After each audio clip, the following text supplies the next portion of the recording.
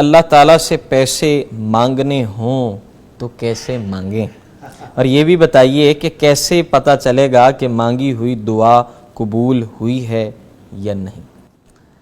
پہلی بات کہ اللہ سے پیسے کیسے مانگیں، دل کھول کر مانگیں، وہ ہے اصلی گنج بخش۔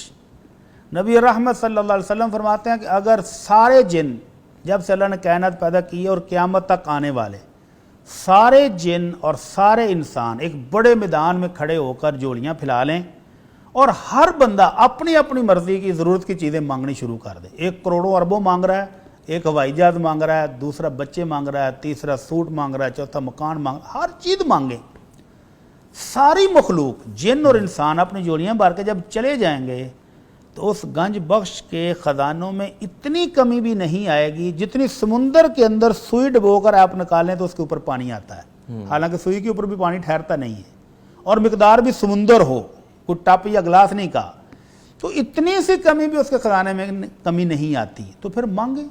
اللہ کے نبی صلی اللہ علیہ وسلم نے فرمایا اللہ سے مانگو اور خوب مانگو، تھوڑا نہیں مانگو۔ وقال ربکم ادعونی استجب لکم، وہ مالک تو خود کہتا ہے کہ مجھ سے مانگو میں دوں گا، اور جو نہیں مانگتا یغضب علیہ، وہ مالک اس پر ناراض ہو جاتا ہے کہ یہ میرے سے مانگتا ہی نہیں بالکل۔ آج میں نے ایک بڑی پیاری حدیث پڑھی، موقع پر یاد آ گئی، اللہ رب العزت 4 بندوں کو جہنم سے نکال کر اپنے سامنے پیش کرنے کا حکم دیں گے۔ جی، جب وہ 4 پیش ہوئے، ان کا حساب کتاب ہوا تو اللہ کہیں گے واپس لٹا دو جہنم میں۔ مزے کی بات یہ ہے کہ وہ جو 4 جب فرشتے ان کو لے کے جا رہے تھے تو ایک نے مڑ کے پیچھے دیکھا اپنے مالک کی طرف اور اللہ سے کہتا ہے یا ربی، اے میرے اللہ، مجھے تو امید یہ تھی کہ جب تو ہمیں جہنم سے نکال رہا ہے تو دوبارہ نہیں بھیجے گا۔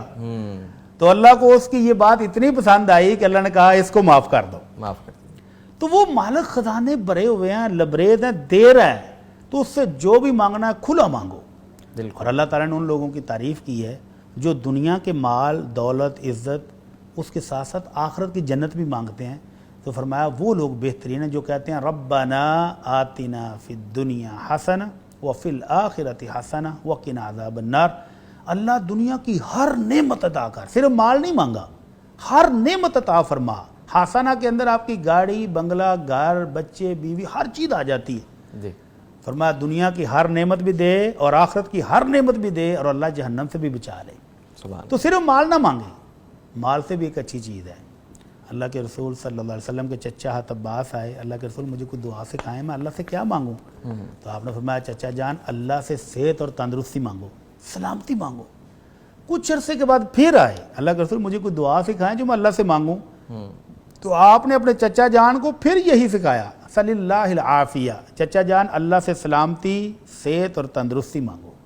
تو آپ ذرا دیکھیں نا، ایک بندے کے پاس کروڑوں روپے موجود ہیں، ڈشیں 10، 15، 20 سجی ہوئی ہیں، اور صحت نہ ہو، ڈاکٹر نے سب کچھ منع کیا ہو، تو دولت کس کام کی؟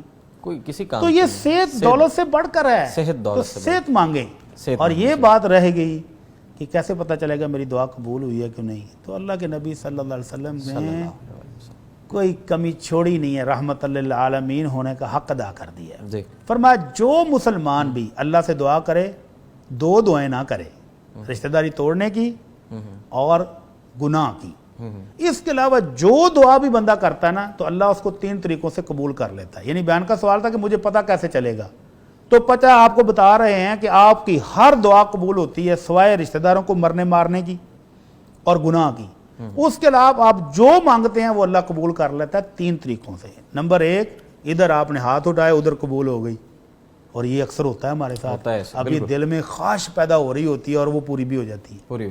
اور دوسرا طریقہ یہ ہے کہ اللہ اس کے ذریعے آخرت میں آپ کو بہت بڑے اجر و ثواب سے نواز دیں، اور یہ بھی فائدہ ہی ہے۔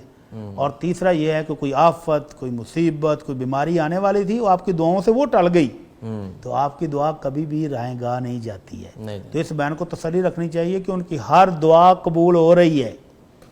دنیا میں کون سی قبول ہونی ہے وہ اللہ مالک ہم سے زیادہ جانتا ہے، وہ بہتر جانتا ہے، جو ہمارے حق میں بہتر ہوتا ہے وہ دے دیتا ہے، باقی روک لیتا ہے۔ تو اس لیے دعائیں مانگیں، خوب مانگیں، اور دل کھول کر مانگیں۔